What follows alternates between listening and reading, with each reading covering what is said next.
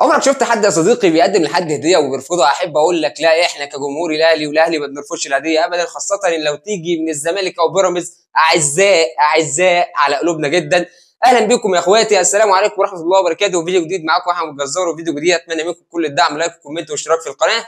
ونخش النهارده على مباراه الزمالك وبيراميدز والتعادل في الدوري اللي بيقدم الدوري المصري كهديه للاهلي، وخاصه كمان في مباراه مهمه جدا اتلعبت النهارده وهي فيوتشر والاسماعيلي، وبرضه خلص بالتعادل، وده برضه كان في صالح الاهلي، خاصه ان فيوتشر بيحتل المركز الثالث، الاسماعيلي ربنا معاه في المركز طبعا ال 17، وكمان بيراميدز بيحتل المركز الثاني برصيد 39 نقطه، والاهلي بيحتل المركز الاول برصيد 41 نقطه، والزمالك بيحتل المركز الخامس برصيد 33 نقطه. واحب اقول لك يا صديقي في حاجه انت ممكن تكونش واخد بالك منها، ان الاهلي عنده 3 مؤجلات لسه، يعني الاهلي هيوصل للمفروض بعد ال3 مؤجلات اللي هيلعبها ل 50 نقطه، فرق كبير قوي بين 39 و50، وفرق كبير جدا بين 33 و50. ما تتعبش نفسك يا صديقي، انت عندك مباراه اهم جدا ولازم تركز فيها، وهي مباراه الترجي في دوري ابطال افريقيا، خاصه ان وضعك مع الترجي صعب جدا، وانت كجمهور زمالك وزمالك مرعوبين جدا من الترجي، خاصه ان الترجي كسبكم الماتش اللي فات وهتلعبوه ان شاء الله يوم الثلاث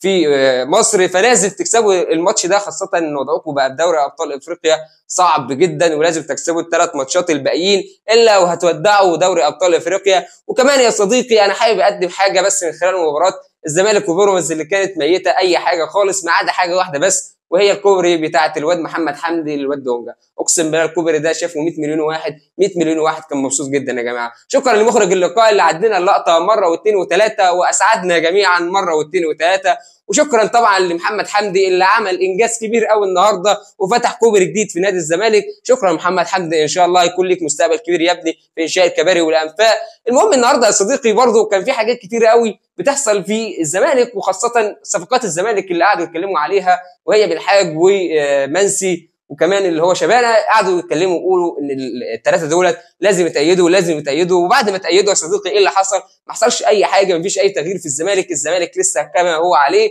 مفيش اي تغيير، وكانوا جماهير الزمالك يعني متوقعه ان ال3 دولت هيفرقوا جدا مع الزمالك وهيغيروا من الاداء والتشكيل وهيكسبوا وحاجات كتير هتتغير. كمان يا صديقي يعني دونجا اللي خد النهارده النفق ده، يعني كان الزمالك برضو بيقول من 3 سنين عايزين دونجا عايزين دونجا، بعد ما جه دونجا يعني حصل ايه؟